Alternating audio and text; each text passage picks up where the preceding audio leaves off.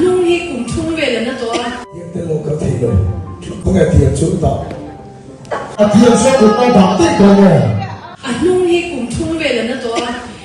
tu chủ mà kem chủ ra bôi ha anh muốn xoay xóa anh tên lô có thể đâu thì tu đã cái đâu ikuti đi xin là nào cũng tổ luôn nhỉ Tiếng tên lô có thể rồi không nghe tiếng chỗ đó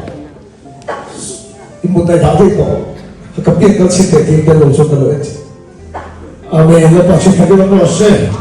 Haleluya Amen Haleluya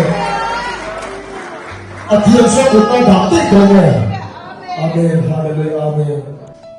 kan chuyện ba hi aban rek ve lam phang hi a hu a khia sumi van chon report soi cho thei lawa tuna chawa ana on to lawa ni nào tốt lắm Isu mình mang cái sầu cho tao mới phong kiến lô nó sẽ tapi hunrek tak mai sung aban ve lam phang hi anarek suna ni za ma sai khom lai khan mian lok sup lai khan kalau khur ma ka